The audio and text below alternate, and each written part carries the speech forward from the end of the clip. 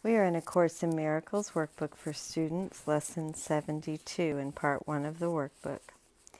Hiding grievances is an attack on God's plan for salvation. While we have recognized that the ego's plan for salvation is the opposite of God's, we have not yet emphasized that it is an active assault on His plan and a deliberate attempt to destroy it. In the attack, God is assigned the attributes which are actually associated with the ego, while the ego appears to take on the attributes of God. The ego's fundamental wish is to replace God. In fact, the ego is the physical embodiment of this wish. For it is this wish which seems to surround the mind with the body, keeping it separate and alone, and unable to reach other minds except through the body which was made to imprison it. This, however, cannot be true communication. The limit on communication cannot be the best means to expand communication, yet the ego would have you believe that it is. Although the attempt to keep the limitations which a body would impose is obvious here, it is perhaps not so apparent why holding grievances is an attack on God's plan for salvation. But let us consider the kinds of things which you are apt to hold grievances for. Are they not always associated with something a body does?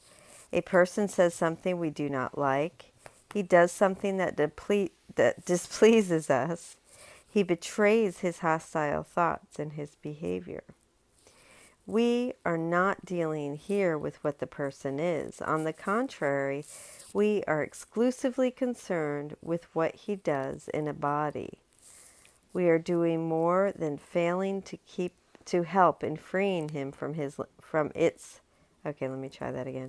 We are doing more than failing to help in freeing him from its limitations. We are actively trying to hold him to it by confusing it with him and judging them as one. Herein is God attacked, for if his Son is only a body, so must he be as well. A creator wholly unlike his creation is inconceivable. If God is a body, what must his plan for salvation be? What could it be but death? And I'm going to go ahead and read 98. Why does seeing God as a body mean that his plan for salvation must be death? The next paragraph shows that this comes from projecting onto God your view of the interpersonal dynamics of human bodies. It says that you sentence your brothers to death for their bodies not behaving the way you want, and then you project this attack onto God, holding him responsible for it. In other words, seeing yourself as a body, you demand that other bodies sacrifice for the sake of your needs, and then punish them when they don't. Then you project this entire view onto God, so now he appears to be a larger body who demands that other bodies sacrifice to meet his demands, and then punishes them when they don't. This punishment, including the ultimate punishment of death, pays their debt to him. It is thus the way to reconcile with him, the way to find salvation. Seeing God as a body, then, inevitably leads to seeing his plan for salvation as being death. In trying to present himself as the author of life and not of death, he is a liar and a deceiver, full of false promises and offering illusions in place of truth. Let me read that sentence again. If God is a body, what must his plan for salvation be? What could it be but death? In trying to present himself as the author of life and not as death, he is a liar and a deceiver and full of false promises and offering illusions in place of truth. The body's apparent reality makes this view of God quite convincing. In fact, if the body were real, it would be difficult indeed to to escape this conclusion. And every grievance that you hold insists that the body is real. It overlooks entirely what your brother is. It reinforces your belief that he is a body and condemns him for it. And it asserts that his salvation must be death, projecting this attack onto God and holding him responsible for it. To this carefully prepared arena where angry animals seek for prey and mercy enters not, the ego comes to save you. God made you a body. Very well. Let us accept this and be glad. As a body, do not let yourself be deprived of what the body can give you. Take the little you can get. God gave you nothing. The body is your only savior. It is the death of God and your salvation. This is the universal belief of the world you see. Some hate the body and try to harm and humiliate it. Others love the body and try to glorify and exalt it. But while it stands at the center of your concept of yourself, you are attacking God's plan for salvation and holding your grievances against Him and His creation, that you may not hear the voice of truth and welcome it as friend. Your chosen Savior takes His place instead. It is your friend, He is your enemy. We will try today to stop these senseless attacks on salvation. We will try to welcome it instead. Our upside-down perception has been ruinous to our peace of mind. We have seen ourselves in a body and the truth outside us, locked away from our awareness by the body's limitations. Now are we going to try to see this differently? The light of truth is in us, where it was placed by God.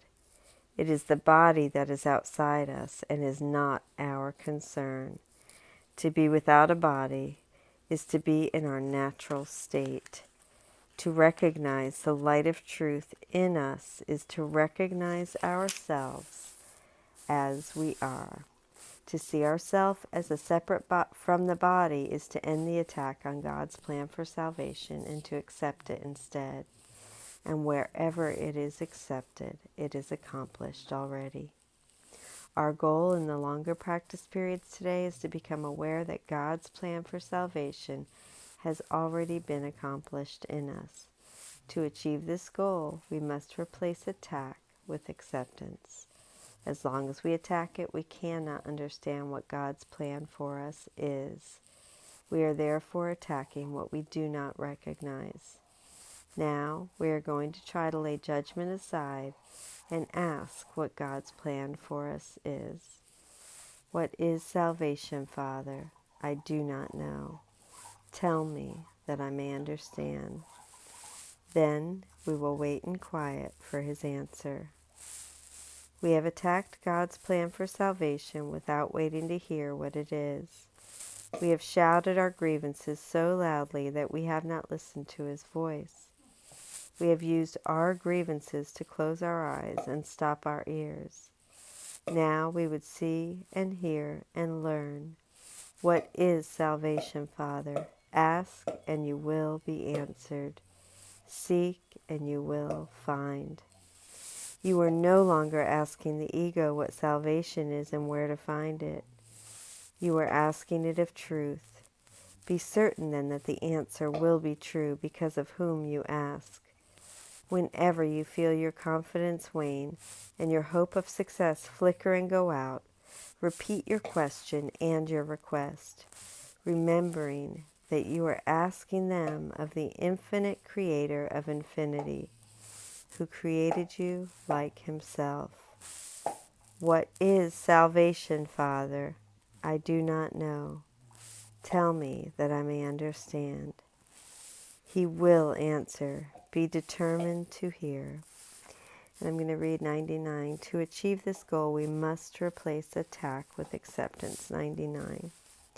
This means that we must replace attack on God's plan with acceptance of His plan. And then 100 is, I'm waiting for it to jump out at me.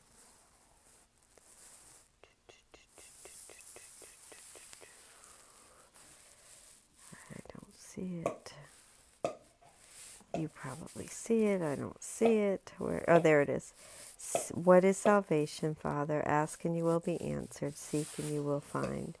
Matthew 7:7. Ask and it will be given you. Seek and you will find. Knock and it will be opened to you.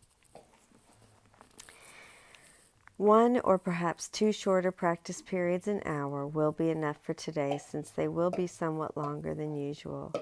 These exercises are as follows. Holding grievances is an attack on God's plan for salvation. Let me accept it instead. What is salvation, Father? Then wait a minute or so in silence, preferably with your eyes closed, and listen for his answer.